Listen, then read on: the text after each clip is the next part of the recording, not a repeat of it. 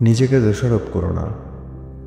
যদি কখনো মনে হয় তুমি পথ হারিয়ে ফেলেছ, যদি মনে হয় সব কিছু কেমন যেন এলোমেলো হয়ে গেছে, কিংবা তুমি এখনও সেইখানে পৌঁছাতে পারোনি যেখানে তুমি যেতে চেয়েছিলে, এটাই জীবন।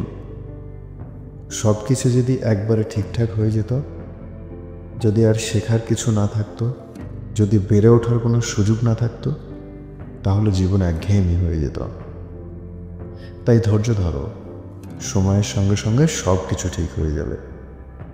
তুমি একদিন ঠিকই বুঝতে পারবে কেন কিছু জিনিস হয়নি, কেন কিছু হারিয়ে গেছে, এবং কিছু সময়ের জন্য থেমে গেছে।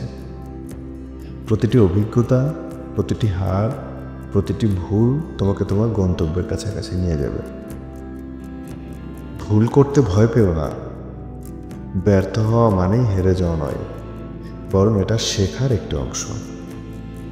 রাতারাতি সাফল্য আসে না, তাই ধৈর্য ধরো, নিজের উপর বিশ্বাস রাখো। যদি কখনো পথ হারিয়ে ফেলো, তাহলে নিজেকে আবার খুঁজে পাও। খুঁজে বের করো নিজেকে। যতবার হারিয়ে যাবে, ততবার নতুনভাবে খুঁজে পাওয়ার সুযোগ তৈরি হবে। নিজের উপর আস্থা রাখো। অন্যরা কী ভাবছে তা নিয়ে চিন্তা মোটেই করার দরকার নেই, কারণ দিন শেষে তুমি একা। এটাই তোমার জীবন, এটাই তোমার পথ চলা। নিজের যাত্রাকে বিশ্বাস করো, কারণ সময় ঠিকই তোমাকে সেখানে পৌঁছিয়ে দেবে যেখানে তোমার যাওয়ার কথা।